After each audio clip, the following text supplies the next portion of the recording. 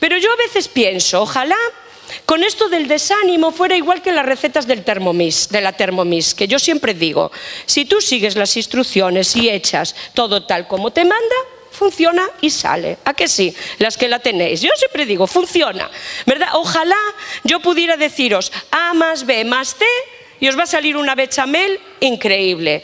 A más B más C y vais a quitar el desánimo de vuestra vida. Es una vida de lucha contra estos pensamientos que muchas veces vienen al corazón. El desánimo no es pecado. Lo que es pecado es lo que hacemos con el desánimo. El a veces tener pensamientos derrotista no es pecado. Lo malo es cuando uno se queda en esos pensamientos derrotista. Cuando mi hija Yael se iba a casar, esto os lo cuento para que veáis qué negra es mi mente, ¿eh? Y yo iba en la moto con Juan Marcos, yo iba pensando, es que como tengamos un accidente y nos muramos los dos, le fastidiamos la boda a la niña. ¿Tú te puedes imaginar qué cosas pensaba yo? Como allí no hablo, que voy sola, estas cosas, y yo casi tenía ganas de decirle a Juan, no vamos en la moto hasta que se case, porque no quiero fastidiarle la boda. Si se muere uno, es una pena, pero si nos morimos los dos, pobre niña. Esto os lo digo en serio, que una moto da para mucho, da para muchos pensamientos solitarios, para que veáis que no es una conquista fácil. Esto yo lo pensaba en serio, ahora lo digo de broma, pero lo pensaba en serio. Hace poco yo le decía a Juan Marcos, Juan Marcos, tú ves como yo tengo razón. Mi familia es una familia bien pesimista. Mi primera tía que se murió de pena. Nadie sabía qué tenía. Se dejó ir y al final de los disgustos se murió. Y ahora se me acaba de suicidar un tío, un hermano de esa tía. ¿Tú te das cuenta como yo tengo razón que mi familia es una familia de desánimo y de pesimismo? La herencia que tengo. Y bueno, y Juan ahí me dijo que no. Yo sé que yo puedo romper con eso, pero también sé que no puedo estar mucho tiempo en la oscuridad, ni mucho tiempo en el desánimo, ni mucho tiempo en el lamento, porque cualquiera va al desánimo y al lamento, pero lo malo es salir. Por eso yo sé que puedo estar triste, puedo llorar un día, puedo llorar dos, los que sean necesarios, pero sé que tengo que salir de ahí, porque si no, el miedo que yo tengo es que ya no salga. ¿Cómo uno lucha con el desánimo? Tú fíjate lo que nos dice aquí este salmo, que es un salmo bastante pesimista, escrito por Asaf, que era algo así como el director de alabanza de David, y él llega un momento en su vida que entra el desánimo en su corazón.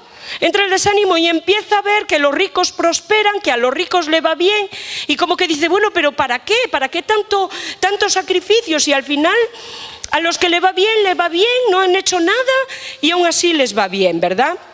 Y al final, como que él es rescatado, como me pasa a mí, que siempre soy rescatada por una mano amiga, ¿verdad? Y él dice, ¿a quién si no a ti tengo en el cielo? A tu lado no me agrada ya nada en la tierra. Y fijaros que dice, aunque mi corazón, porque nuestro corazón a veces está tremendamente triste, y mi cuerpo, también nuestro cuerpo a veces es un síntoma de lo que hay en el corazón, desfallezca, aunque esto ocurra, pero yo sé que mi refugio y mi heredad por siempre es Dios.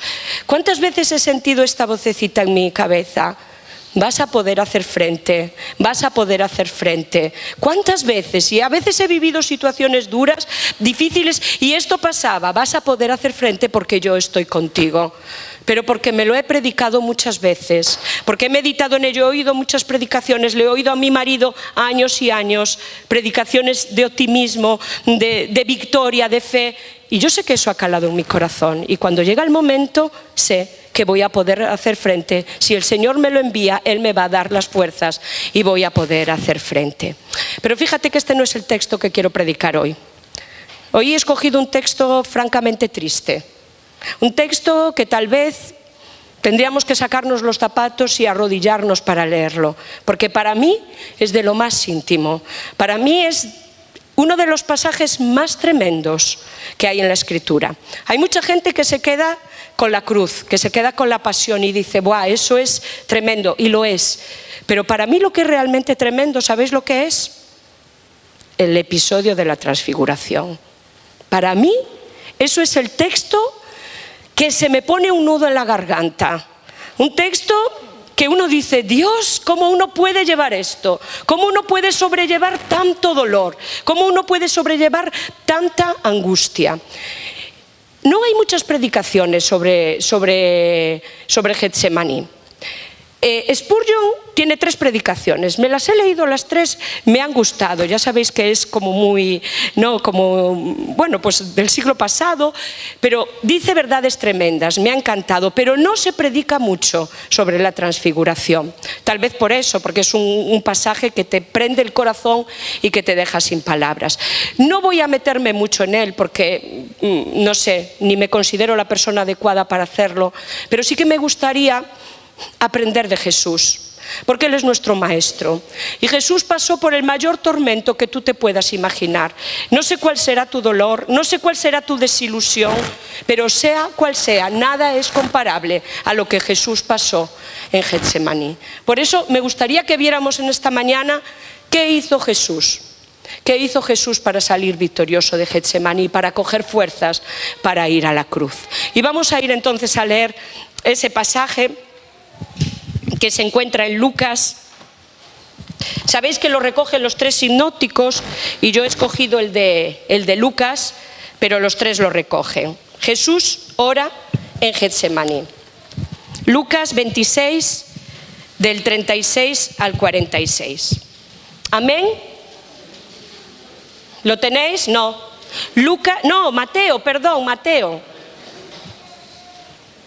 Mateo 26, del 36 al 46.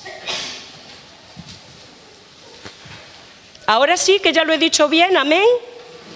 Bueno, ya hay bastantes que lo tenéis, ¿no? Que me podéis acompañar. Sobre todo porque mi versión es la palabra, igual es diferente a la vuestra, entonces seguirlo para entenderlo. Mateo 26, del 36 al 46. Llegó Jesús, acompañado de sus discípulos, al lugar llamado Getsemaní y les dijo: «Quedaos aquí sentados mientras yo voy un poco más allá a orar». Se llevó consigo a Pedro y a los hijos de Zebedeo y comenzó a sentirse afligido y angustiado. Entonces les dijo: «Me está invadiendo una tristeza de muerte, quedaos aquí y velad conmigo». Se adelantó unos pasos más y postrándose rostro en tierra oró así: «Padre mío, si es posible, aparta de mí esta copa de amargura, pero no se haga lo que yo quiero, sino lo que quieres tú». Volvió entonces a donde estaban los discípulos y a encontrarlos dormidos dijo a Pedro: «¿Ni siquiera habéis podido velar una hora conmigo? Velad y orad, para que no desfallezcáis en la prueba. Es cierto que tenéis buena voluntad, pero os faltan las fuerzas». Por segunda vez se alejó de ellos y oró así: «Padre mío, si no es posible que esta copa de amargura pase sin que yo la beba, hágase lo que tú quieres». Regresó de nuevo a donde estaban los discípulos y volvió a encontrarlos dormidos, pues tenían los ojos cargados de sueño. Así que los dejó como estaban y, apartándose de ellos, oró por tercera vez con las mismas palabras. Cuando volvió, les dijo: «¿Aún seguís durmiendo y descansando? Mirad que ha llegado la hora y el Hijo del Hombre va a ser entregado en manos de pecadores. Levantaos, vámonos, ya está aquí el que me va a entregar». Como veis, es un pasaje tremendo. Jesús, que en la Biblia se nos habla de él como varón de dolores y experimentado en sufrimientos. Jesús, que fue un hombre que como hombre hizo frente a las luchas que tuvo que pasar y las hizo siempre con optimismo.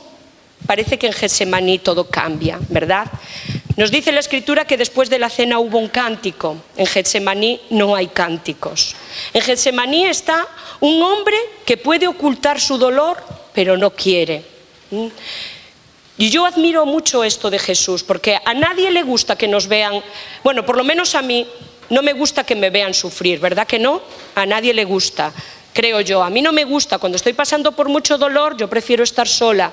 Cuando tengo que estar llorando, yo prefiero llorar en la ducha sin que nadie me oiga, porque lloro muy exageradamente. El dolor es algo tan íntimo y Jesús podía haber decidido, el Espíritu Santo podía haber decidido que este pasaje no estuviera aquí, pero Jesús quiso enseñarnos hasta lo más íntimo de su corazón. Quiso abrir su corazón y decir: fíjate la lucha que yo he pasado. Por eso a mí me sobrecoge los sentimientos que ahí Jesús expresa. Me sobrecoge la actitud de amor que tiene hacia sus discípulos. Me sobrecoge la dependencia que tiene de su Padre. Me sobrecoge todo en este pequeño pasaje. ¿Qué le duele a Jesús? ¿Qué es lo que le hace exclamar? Me está invadiendo una tristeza de muerte. Al Hijo de Dios me está invadiendo una tristeza de muerte. ¿Sería la muerte que se estaba acercando? Yo creo que no. Yo creo que no era el miedo a morir. ¿Sería el dolor al sufrimiento? No lo sé. He leído mucho sobre las posibles causas y bueno, hay teólogos que opinan y que dicen de todo, ¿no? Pero dice Lutero decía que fue visto por Dios como si Él fuera todos los pecadores del mundo. Sigue Lutero, no murió en el huerto, pero sufrió lo mismo que si hubiera muerto. Probablemente el sentir el pecado, el ver el pecado en toda su magnitud, el ser conscientes de lo que el pecado significa en la vida de la persona, que significa el estar apartado de Dios, hizo que Jesús pasara estos momentos de tanto dolor que en el Evangelio de Lucas dice que incluso sudaba sangre. Solo lo dice Lucas. No sabemos lo que fue. Hay quien dice que fue el ataque del enemigo, ¿verdad? Que Satanás cuando lo tentó dijo que lo dejaba por un tiempo, pero que ahora aquí volvía trayendo pensamientos negativos del tipo de ¿para qué vas a morir? No va a servir de nada. Y que tenía esta lucha. Hay quien dice que es eso. Ya os lo digo, no lo sé. Lo que sí sé es que Jesús está pasando por un dolor tremendo, ¿verdad?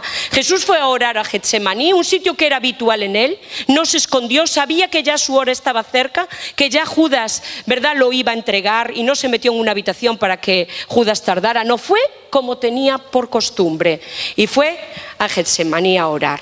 Dejó a sus discípulos, a 9 de ellos en la entrada y llevó consigo a 3 de ellos, ¿verdad?, para que oraran, para que le hicieran apoyo. Me llama la atención que estos hombres, que son unos hombres curtidos, unos hombres que pescaban durante toda la noche, ¿verdad? Acordaros cuando Pedro dice, toda la noche hemos estado pescando y no hemos... O sea, hombres acostumbrados a no dormir, ¿verdad? Aquí, en cambio, el sueño puede con ellos, ¿verdad? Fijaros que durante 3 veces el Señor Jesús se acerca a ellos y ellos están dormidos y el Señor Jesús hace 3 veces la misma oración, postrado en tierra, dice Mateo, postrado en tierra. Entonces él hace esta tremenda oración: Padre mío, si es posible, aparta de mí esta copa de amargura, pero no se haga lo que yo quiero, sino lo que quieres tú. 3 veces hace esta sencilla oración, corta oración, pero una oración que encierra todo lo que fue la vida de Jesús, el sometimiento a su Padre. Una oración que debería de formar parte de nuestra propia vida, ¿verdad? Aunque no entiendo, no sé lo que va a pasar, sé que es terrible, pero yo te pido que se haga tu voluntad. Es un pasaje que sobrecoge porque nosotros sabemos el final y fue un final de victoria para nosotros. Pero nunca debemos de ignorar que no fue fácil para Jesús. Esto no fue un paripé, un querer mostrar algo que no había. Lo que está claro es que Jesús sufrió. Y lo que está claro, y también me gustaría dejaros en vuestro corazón y en vuestra mente, es que Jesús no pecó. Jesús no pecó. Jesús sintió tristeza, pero no pecó. Porque a veces, incluso dentro de nuestro mundo evangélico, ¿verdad? Como que cuando uno está triste, como, hombre, ¿cómo vas a estar triste tú? No, y tal, y tienes la victoria y tal. Y bueno, todo el mundo necesita pasar por su duelo y por su tristeza. Y a uno le llevará un tiempo y a otro le llevará otro. A mí me encanta el Señor Jesús porque el Señor Jesús lloró ante la muerte de Lázaro. El Señor Jesús lloró aquí. O sea, se abrió su corazón aquí. El Señor Jesús nunca nos ha enseñado a ocultar nuestros sentimientos y nuestras emociones. Nos ha enseñado a compartirlas y a expresarlas, ¿verdad? Entonces, bueno, yo creo que esto es algo que ha pasado, ¿no? Que era más de antes, pero sí que esta frase de un evangélico no llora, un evangélico no se desanima, un hijo de Dios no sé qué, bueno, hasta que te toca. Cuando te toca, tú vas a ver lo que es. Cuando te toca pasar por el valle de sombra de muerte, entonces veremos. Jesús no pecó, o sea que el desánimo no siempre es pecado. Ahora, lo que sí, como os decía al principio, tenemos que tener cuidado en no quedarnos ahí. Es fácil quedarse ahí. Fíjate que yo estaba leyendo estos días un artículo sobre la gente que no supera las pérdidas, y hay un porcentaje bastante importante que no supera las pérdidas, ¿no? El dolor, el duelo de perder a alguien querido, sobre todo mujeres de 50 a 70 años que no superan la pérdida de su marido. Y lo leía y era también un artículo desgarrador, y yo empecé a pensar, Dios, que yo no esté ahí, que yo no esté en este grupo, por favor, ¿no? Pero sí que hay gente que no supera el duelo, es verdad. Y la Iglesia, el cuerpo de Cristo, tiene que estar ahí, no para juzgar, sino para apoyar. Ahora, sea cual sea el momento que tú estás pasando, el desánimo que estás pasando, la tribulación, o a lo mejor no está pasando a nadie esto y yo estoy hablando para no sé quién, sea cual sea el momento, yo quiero que ahora fijes tus ojos en lo que hizo Jesús. Porque son pasos sencillos y sobre todo que tú aprendas a predicarle a tu corazón, porque al corazón hay que predicarle, porque a veces el corazón se levanta en incredulidad y uno tiene que empezar a decirle, no creas eso, no te quedes en ese pensamiento, piensa en todas las cosas buenas que Dios ha hecho por ti, no te quedes ahí, y uno lo consigue, porque el Espíritu Santo está en ti y es el que te da fuerza. Yo antes no soportaba cuando Juan Marcos iba en moto por ahí, ahora lo soporto un poco más. Y siempre os digo que cuando se compró la moto yo le hice un seguro de vida, y es verdad que se lo hice y aún lo tengo. Es lo primero que hice, digo, le voy a hacer un seguro de vida porque este se mata en la moto. Lo tengo claro, por lo menos viuda contenta. En serio, él lo sabe que es verdad, Pero ahora lo que yo pienso es, su vida está en sus manos, lo que tenga que pasar Dios lo sabe. Yo no puedo hacer nada, a mí no me hace caso, le pagan el avión a Madrid pero él prefiere ir en la moto, yo no puedo hacer nada contra eso. Señor, su vida está en mis manos, me acuesto y ni dedico un pensamiento a haberlo tirado por ahí en la cuneta, ni me lo planteo. Digo, si llega el momento, sé que Dios me va a dar fuerzas, pero es una lucha que he tenido que llevar y que sigo llevando y que me pongo, y yo le digo siempre, por favor, no vayas en la moto, por favor, Juan va en la moto. Entonces, una de dos, o yo me desespero y me consumo, o si no, lo dejo en las manos del Señor. Sé que todo lo que va a venir a mi vida le voy a poder hacer frente, y esto se lo tengo que predicar a mi corazón. No me voy a preocupar, está en tus manos, están en tus manos mis hijos, sé que tú tienes el control. Si algo viene, tú vas a estar ahí para apoyarme porque lo has estado, pero es una predicación y otra, porque si no el desánimo vendría a mi vida, porque si no me quedaría ahí triste esperando en la ventana que llegara, o que llegaran mis hijos, como he visto hacer a mi madre toda la vida, siempre preocupada. Si uno llegaba 5 minutos ya se había muerto, ya estaba en el hospital, toda la vida lo he visto, esta preocupación. Entonces yo he decidido que no quiero ser así, porque Dios es el que tiene el control y el que cuida, y porque yo vine una vez, no aquí, pero sí delante del altar, y puse mis hijos en las manos de Dios, y ya está, están en sus manos, y Él sabe lo que es bueno para cada uno de ellos. No tengo que estar preocupándome, porque si no, de verdad que me saldrían canas como a Juan. ¿Qué hizo Jesús? Jesús escogió, y ahora apúntate estos puntitos sencillos, Jesús escogió a algunos amigos cercanos para estar con Él. Dice el versículo 37, y tomando consigo a Pedro y a los hijos de Zebedeo, comenzó a entristecerse y a angustiarse. Él los llevó con Él, tenía su círculo íntimo, sus amigos más preciados, y Él abrió su alma a ellos. Él abrió el alma para mostrarles el dolor. Y a veces cuando uno está pasando por la tribulación, cuando está pasando por el desánimo, tienes que tener a los amigos a los que puedas abrirle el corazón.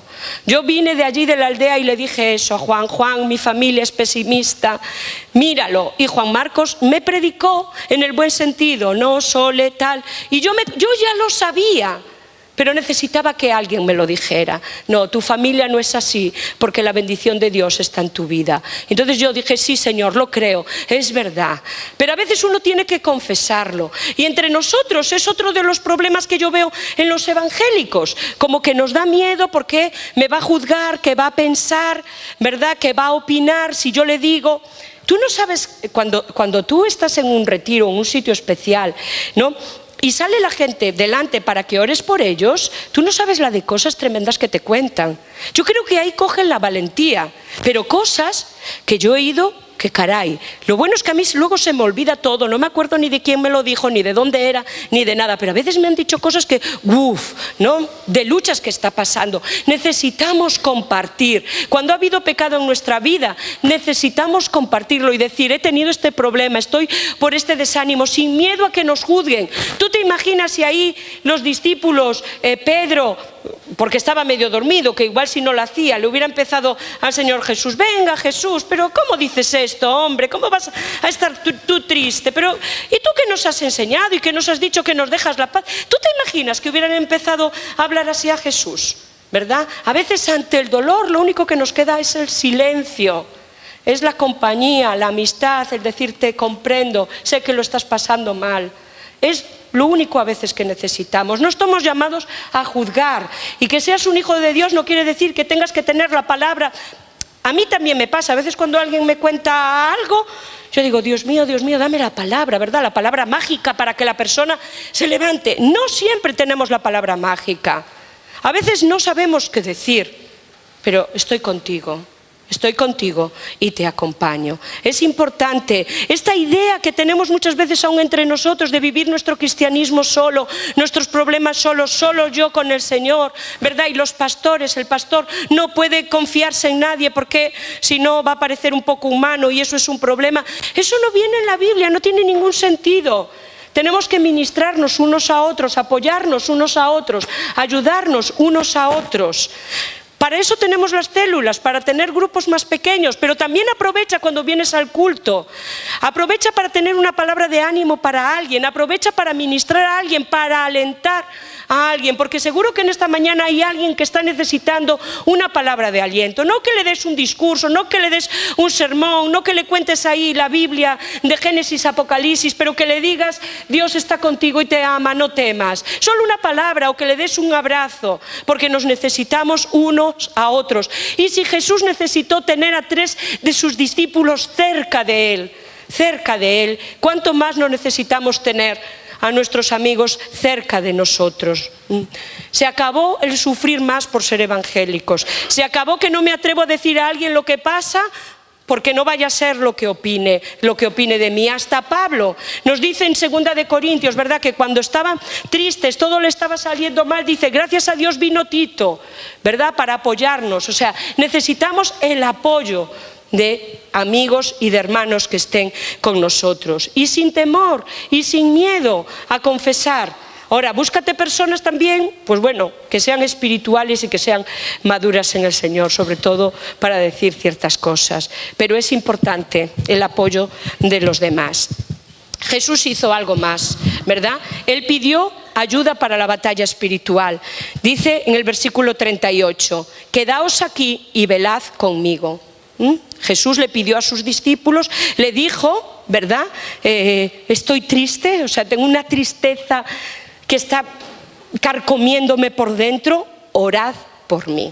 Y no os dejéis entrar en tentación, permaneced aquí y luchad conmigo. Jesús buscó apoyo en oración, porque no llega con decir, no llega con contar, también tienes que buscar el apoyo de quien esté orando por ti.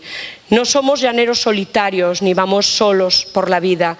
Aparte del Señor, también está el pueblo de Dios que nos acompaña. Y no hay nada malo en que tú digas, necesito que ores por mí, por esto, o ni siquiera a veces tenemos que decir el problema. Simplemente ora por mí. Hay algo que está pasando en mi vida, algo que me está atormentando, o el desánimo está entrando en mi corazón, necesito que me estés acompañando en oración. Y pocas veces yo veo esto. Fíjate que a mí me gusta orar,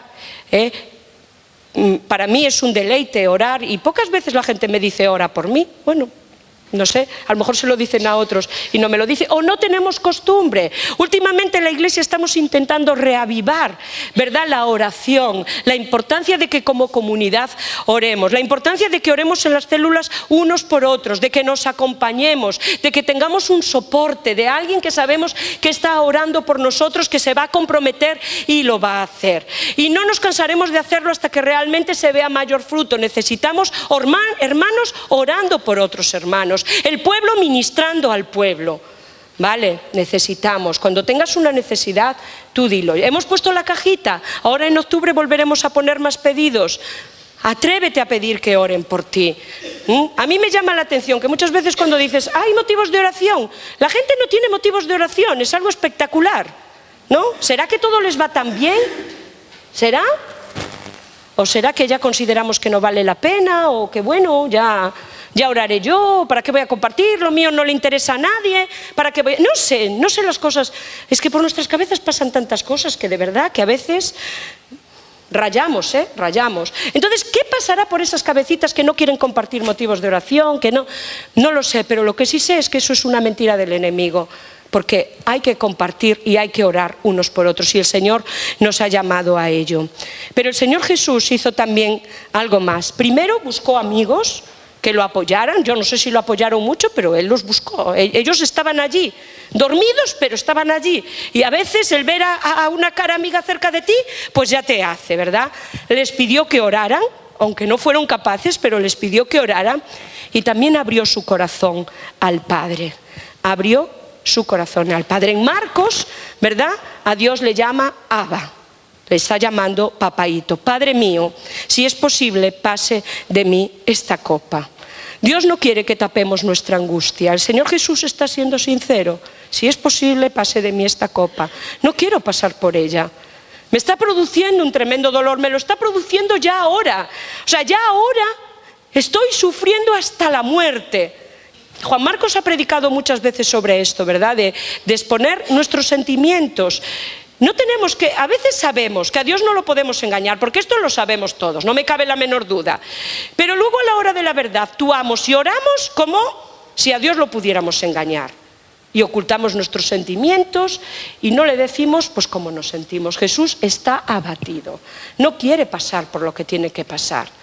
¿Vale? Entonces yo no sé cuál es la angustia que hay en tu corazón, cuál es el desánimo que hay en tu corazón, cuál es la lucha que hay en tu corazón, pero a veces uno tiene que decir, estoy hecha polvo, no puedo más, me moriría aquí mismo si pudiera. O solo yo a veces digo eso. Bueno, me alegro de que solo sea yo, porque no es nada agradable, ¿verdad? Pero el Señor Jesús quiere nuestra sinceridad.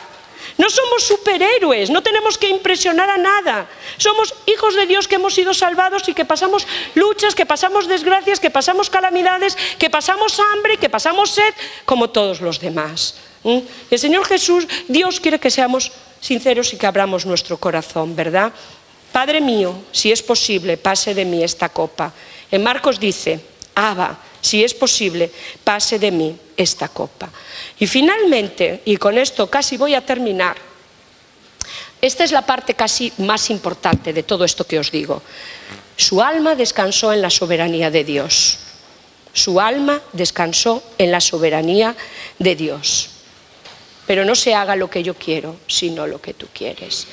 Caray, y ya para llegar ahí, esto cuesta. Nos cuesta saber que Dios es el que tiene el control de todo.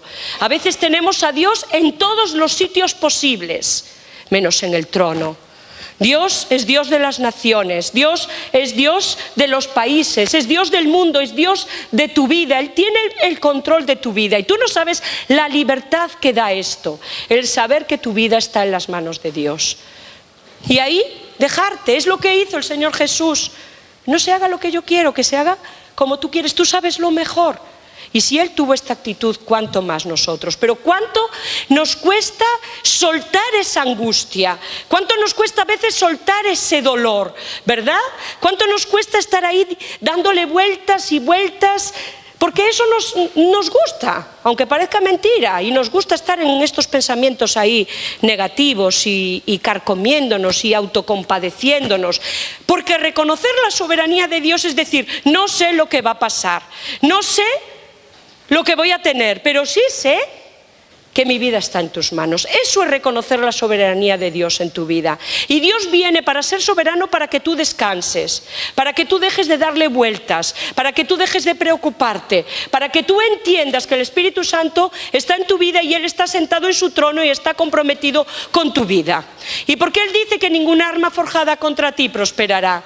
Y porque Él dice que te tiene en sus manos esculpido, siempre te tiene presente delante de sus ojos. Y porque Él dice que cuida vida de ti y quedarán naciones por ti. Esto es lo que tienes que predicar a tu corazón. Tu vida le pertenece a Él, la soberanía es de Él. Tú no puedes controlar lo que te va a pasar, ni siquiera puedes controlar tus emociones ni tu desánimo, pero sí que cuando venga te puedes levantar como poderoso gigante, sabiendo que Él está contigo y decir: no, mi vida está en las manos de Dios y a lo que venga le voy a hacer frente. Y a veces irás así, temblando, sin saber, pero vas a ir, porque Él está contigo. Esto es lo que hace ser conscientes de la soberanía de Dios. Quédate con esto. Dios tiene el control de todo y también de tu vida. Y también de tu vida. Jesús nos muestra una manera de vencer el desánimo, de vencer el dolor intenso. Y es acercándonos al Padre, sabiendo que Él sabe lo mejor. Pero ahora, para terminar, me gustaría volver a Getsemaní. Me gustaría volver a Getsemaní para que pensaras lo horrible que es el pecado, para que haya producido estos sentimientos en el corazón de nuestro Señor. Lo horrible que es que Él haya tenido esa visión de lo que era cargar con el pecado de todo el mundo, que significaba la separación de Dios. Que tú pienses que el pecado en tu vida no es una broma. Que tú pienses que si Dios tuvo que enviar a su Hijo Jesús a morir por tu pecado, es porque el pecado es muy importante, porque el pecado te separa de Dios, porque nosotros hemos sido creados para tener comunión con Dios, hemos sido creados para ser sus amigos, pero Dios es justo y Él aborrece el pecado, y cuando hay pecado en una vida, Dios no puede tener amistad con esa vida. Por eso Él envió a su Hijo Jesús, por eso Jesús pasó Getsemaní, por eso Jesús pasó el huerto, porque Él cargó con todo nuestro pecado. Y cuando Jesús estaba allí muriendo, estabas muriendo tú y estaba muriendo yo, porque la paga del pecado es muerte. Y estaba allí muriendo por nuestros pecados, para que yo pueda decir delante de Dios: Dios, yo sé que soy pecador, sé que vivo muchas veces de espalda a ti, pero sé que Cristo Jesús ha muerto por mí en la cruz. Y te pido que perdones mis pecados y quiero vivir una nueva vida. Esto es lo que significó Getsemaní. Jesús empezó a morir en Getsemaní y murió por ti y murió por mí.